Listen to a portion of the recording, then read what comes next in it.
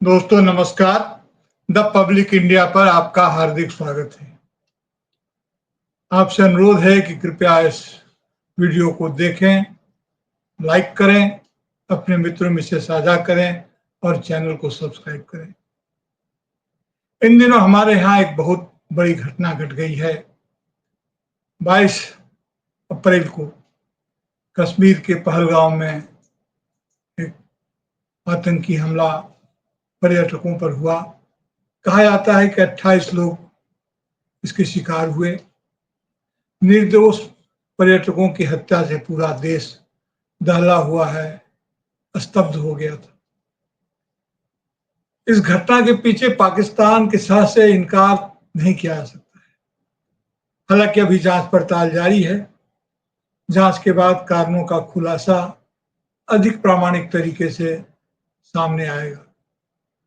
उम्मीद की जा सकती है कि जल्दी ही जांच पड़ताल का कोई न कोई नतीजा हमारे सामने आएगा और इस बात की पुष्टि भी हो जाएगी। इसमें भी कोई संदेह नहीं है कि मजहबी तौर पर उन आतंकियों का जुड़ाव इस्लाम से था। इस आतंकी घटना के बाद स्थिति बहुत तेजी से और महत्वपूर्ण ढंग से बदली है। इस बदलाव को हम बहुत आसानी से देख सकते हैं। जिस तरह से वहां के स्थानीय लोगों ने पर्यटकों के साथ सेवा का सलूक किया, वह आंख खोल देने वाला है। कहना न होगा कि उन स्थानीय लोगों में मुस्लिम समुदाय के लोग ही थे, क्योंकि वही वहां पर उपस्थित थे, उनकी आबादी वहां अधिक है, तो स्वाभाविक है कि मुस्लिम समुदाय से जुड़े हुए लोग ही थे, चाहे वो घोड़ा चलाने वाले हों या फिर ड्राइवर हों या अन्य जो वहां पर जो जिनकी रोजी रोटी उससे चलती है। वे सभी लोगों ने जिस प्रकार से सलूक किया पर्यटकों के साथ, वह अपने आप में बहुत बड़ा उदाहरण बन गया है हमारे देश में। तो इसकी प्रतिक्रिया पूरे देश में हुई कि उन स्थानीय लोगों ने किस प्रकार हिंदू मुसलमान एकता का परिचय दिया, बिना किसी अपवाद के। बिना किसी अपवाद के हिंदू मुसलमान ने मिलकर आतंकी घटना के प्रति विरोध प्रदर्शन किया है। न सिर्फ वहां बल्कि पूरे देश में यह विरोध प्रदर्शन हुआ है और जो लोग हमले की चपेट में आए उन लोगों के प्रति हिम्मत के साथ हमदर्दी लोगों ने दिखाई है, कश्मीर में भी और कश्मीर के बाहर पूरे देश में भी। हिंदू मुसलमान सहित सभी देशवासियों की जैसी एकजुटता दिखी, गौर से देखने पर उसमें 1857 की एकजुटता की कौंध दिख जाती है। यह ठीक है कि धर्म पूछकर गोली मारे जाने की बात सामने आ रही है। आतंकियों ने बार बार धर्म पूछा और धर्म पूछकर गोली मारी। हालांकि उसमें इस्लाम धर्म के मानने वाले यानी कि मुसलमान और ईसाई भी उसमें उसकी चपेट में आए हैं, उनकी भी हत्या हुई है। लेकिन यह बात बार बार आ रही है कि धर्म पूछ करके गोली मारी गई। कुछ लोग तो यहाँ तक कह रहे हैं आगे बढ़ करके कि जाति पूछ कर नहीं, धर्म पूछ करके गोली मारी गई। आतंकियों को हमारी जात से क्या मतलब था, और धर्म पूछ करके गोली मारी गई, तो यह बात तो बिल्कुल सही है। तो इसके पीछे उनका इरादा क्या था? उन इरादों को समझना बहुत मुश्किल तो नहीं है। इरादे बिल्कुल साफ साफ पढ़े जा सकते हैं। इरादे यह है कि हिंदू मुसलमान के बीच अति सक्रिय विभाजनकारी राजनीतिक प्रवृत्तियों को देखते हुए विभाजन को बढ़ावा देने के अलावा हमारे जो आंतरिक स्थिति है उसमें विभाजन को बढ़ावा देने के अलावे आतंकियों का अन्य क्या इरादा हो सकता है?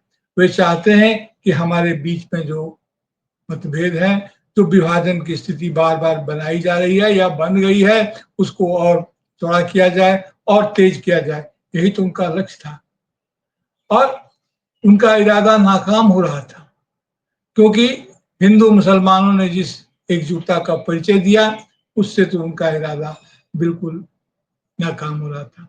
लेकिन बावजूद इसके मीडिया में धर्म पूछकर गोली मारे जाने की बात को अत्यधिक जोर देकर और बार बार लोगों के सामने रखी गई वो बातें, लोगों को बताई गई कि ऐसा हुआ। देखिए, पहलगांव में आतंकी हमले की गंभीरता के मद्देनजर सऊदी अरब की अपनी महत्वपूर्ण यात्रा को छोड़कर प्रधानमंत्री देश लौट आए थे और यह स्वाभाविक था कि वे ऐसी कठिन घड़ी में देश में हों, लोगों को उनके होने से आश्वासन मिलता है। ऐसे कठिन घड़ी में जब प्रधानमंत्री विदेश में रहते हैं तो इस देश की जनता को स्वाभाविक तौर पर यह लगता है कि उन्हें यहाँ होना चाहिए इस कठिन घड़ी में, जैसा कि होता है कि परिवार के मुखिया को परिवार के साथ कठिन घड़ी में रहे। तो प्रधानमंत्री वहां से आ गए, सऊदी अरब से अपनी यात्रा को बीच में छोड़कर ही आ गए। लेकिन अचरज की बात है कि उन्होंने न तो हिंसा प्रभावित इलाके का दौरा किया और न वो सर्वदलीय बैठक में ही भाग लिया उन्होंने। यह बड़े अचरज की बात है। यह बैठक, सर्वदलीय बैठक, कांग्रेस ने बुलाई थी और कांग्रेस ने मांग की थी और सरकार ने बुलाई थी, लेकिन इस बैठक में प्रधानमंत्री ने हिस्सा नहीं लिया। हालांकि राष्ट्रहित के मद्देनजर नेता प्रतिपक्ष राहुल गांधी उसमें शामिल हुए थे और बहुत सारे नेता उसमें शामिल हुए थे और सबकी निगाह टिकी हुई थी कि विपक्ष इसमें क्या भूमिका अदा करता है, विपक्ष अपना कौन सा रुख अख्तियार करता है। लेकिन नेता प्रतिपक्ष राहुल गांधी ने सर्वदलीय बैठक में हिस्सा लिया और राष्ट्रहित के मद्देनजर उन्होंने इस मामले में सरकार के द्वारा उठाए जाने वाले हर कदम के साथ एकजुट विपक्ष के होने की बात भी कही कि विपक्ष इस मामले में सरकार के बिल्कुल साथ है। सरकार जो भी फैसला करे राष्ट्रहित में, उसके साथ पूरा विपक्ष है, पूरा देश है। राहुल गांधी ने जम्मू कश्मीर का दौरा किया। हालांकि प्रधानमंत्री जाते तो और अच्छा होता, लेकिन वे कहीं व्यस्त होंगे क्योंकि वे बिहार में थे और फिर अन्य कार्यक्रम उनके होते हैं, तो जो भी हो। तो लेकिन राहुल गांधी ने वहां उसका दौरा किया, जम्मू कश्मीर का, और प्रभावित इलाके का दौरा किया, प्रभावित लोगों से मिले, उनके प्रति संवेदना जाहिर की, उनको बोल भरोस दिया। लेकिन यह सवाल बार बार उठता है कि प्रधानमंत्री नरेंद्र मोदी चुनावी राज्य बिहार के मधुबनी में या मधुबनी की यात्रा को अधिक प्राथमिकता दी। वे सऊदी अरब से आए थे तो लोगों को संतोष हुआ था, आते ही उन्होंने काफी जो हमारी सुरक्षा समिति कैबिनेट की होती है CCS की बैठक भी की और कई उन्होंने रिपोर्टें भी तलब की। लेकिन अचानक वे मधुबनी चले गए जबकि उन्हें यहाँ होना चाहिए था। सर्वदलीय और लेकिन हाँ, मधुबनी में पहुंचकर उन्होंने ये जरूर कहा कि आतंकियों को ऐसी सजा दी जाएगी कि जिसकी कल्पना भी उन्होंने नहीं की होगी, कल्पना के परे जाकर के ऐसी सजा दी जाएगी। और यह भी कहा कि पृथ्वी के अंतिम छोर तक जाकर के पहुंच करके उन्हें सरकार ढूंढ निकालेगी और उन्हें सजा देगी। लेकिन अगर ये बात कश्मीर से कही जाती, ये बात अगर सर्वदलीय बैठक में कही जाती तो उसका संदेश अधिक व्यापक और अधिक बड़ा होता, अधिक सही दिशा में जाता। बहरहाल ये निर्णय तो प्रधानमंत्री ने किया है और देश के लोग इस बात को समझेंगे कि उसका क्या असर होता है और क्या कितना जरूरी है। लेकिन एक नागरिक के नाते यह तो लगता है कि उन्हें यह काम करना चाहिए था। जो भी हो, सर्वदलीय बैठक में सरकार ने चूक होने की बात को स्वीकार की। इस सरकार के रुख और रवैया को देखते हुए बहुत बड़ी बात है कि सरकार ने चूक होने की बात तो स्वीकार की, लेकिन फिर वही लेकिन लग जाता है। लेकिन जवाबदेही तय करने की कोई बात इसमें नहीं उठी। यहाँ जवाबदेही तय की जाएगी और तदनुरूप कार्रवाई किया जाएगा, यह बात सामने नहीं आई। तो सरकार, लेकिन और दूसरी बात यह है कि सरकार के चूक स्वीकार कर लेने के बावजूद भारतीय जनता पार्टी के नेताओं प्रवक्ताओं में हिंदू मुसलमान के नाम पर नफरती माहौल बनाने में कोई कमी नहीं आई है, रत्ती भर कमी नहीं आई है। जिस तरह से मीडिया डिबेट में अपनी बात वे रखते हैं, कहते हैं और ऐसे तेवर दिखाते हैं जिसे तो यही लगता है विपक्ष के सहयोग के प्रति कोई सम्मान उनके मन में नहीं है, कोई सम्मानजनक रुख रवैया उनके साथ विपक्ष के साथ नहीं है। और इतना ही नहीं, आगे भी चलकर बहुत सारी ऐसी बातें करते हैं और यह भी हमें ध्यान में रखना होगा कि यह घटना एक ऐसे माहौल में हुई जब देश वक्फ बिल पर बात कर रहा था और सुप्रीम कोर्ट में अभी इसका फैसला होना है 5 तारीख को, 5 मई को इस पर कुछ होगा ऐसा लगता है। इस बीच सरकार ने भी अपनी तरफ से कुछ हलफनामा वगैरह दिया है वक्फ संशोधन के संदर्भ में। तो देखा जाए 5 तारीख को क्या होता है, लेकिन यह बात जरूर है कि जिस तरह से ये मामला भड़काया जा रहा है, जो अंदर में ऐसा लगता है कि जो आतंकवादियों, आतंकियों के जो मंसूबे थे, उनके जो इरादे थे, कहीं हम उनकी मदद तो नहीं कर रहे हैं। अब निशिकांत दुबे ने 22 अप्रैल को ही एक ट्वीट किया, ये बात कही कि संविधान की धारा 28, 29 आदि को खत्म कर देना चाहिए, यानी कि अल्पसंख्यकों के संदर्भ में जो भी संवैधानिक प्रावधान है वे कहते हैं उसे हटा दिया जाना चाहिए।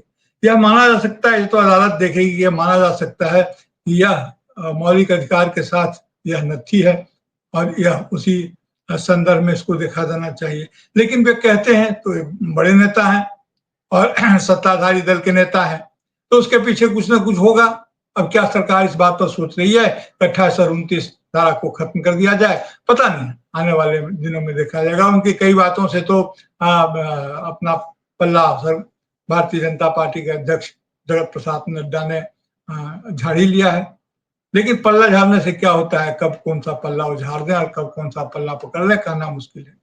अब उधर आरएसएस प्रमुख मोहन भागवत कहते हैं कि हिंसा हमारी प्रकृति, हमारा मूल्य है, लेकिन कुछ लोग नहीं बदलेंगे, कोई फर्क नहीं पड़ता कि आप क्या करते हैं, वे दुनिया को परेशान करते रहेंगे। इसके बारे में क्या करना है, ये लोगों से जो वो पुस्तक विमोचन में होते हैं वहां प्रश्न करते हैं। गैर हिंसा हमारे धर्म को पढ़ाना भी हमारा धर्म है, गैर हिंसा हमारे धर्म को पढ़ाना भी हमारा धर्म है। इसके साथ ही ये कहते हैं कि लोग राजा को अपना कर्तव्य निभाना चाहिए। तो क्या प्रधानमंत्री नरेंद्र मोदी भारत के राजा हैं, भारत में राजतंत्र है?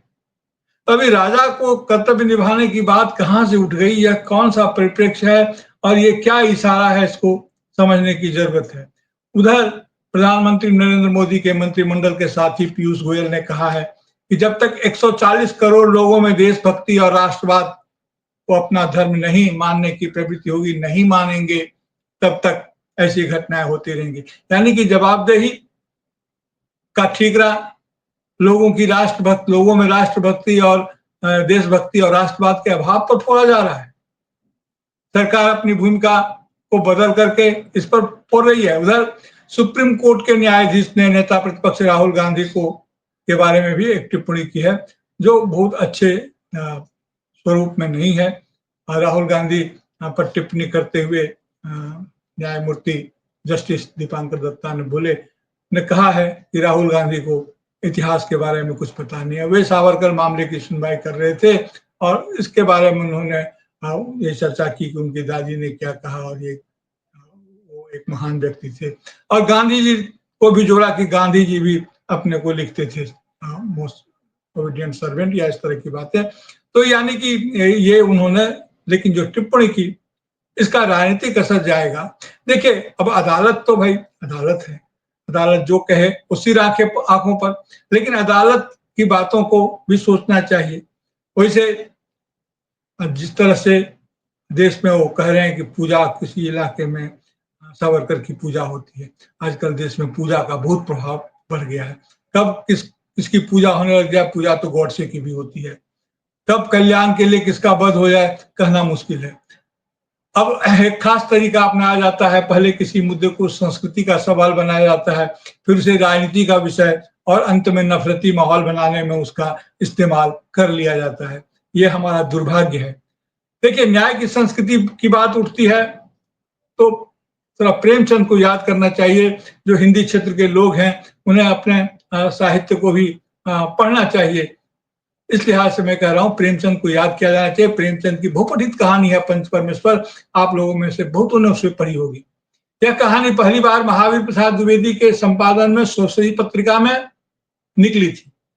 और जब पंच परमेश्वर और जब यह महावीर प्रसाद द्विवेदी का निधन हुआ तो उन्हें याद करते हुए प्रेमचंद ने कहा था कि हमारी कई कहानियां सरस्वती में प्रकाशित हुई द्विवेदी जी के संपादन काल में। जब वो छप जाती थी, ये प्रेमचंद कह रहे हैं कि जब वो छप जाती थी और मैं उस असल से मिलाता था तो मालूम होता था उसका कितना रूपांतर हुआ है। प्रेमचंद ने जो कहानी लिखी थी उसका शीर्षक दिया था पंचों में ईश्वर, लेकिन जो कहानी छप कर आई तो उन्होंने देखा ये पंचों में ईश्वर पंच परमेश्वर हो गया है।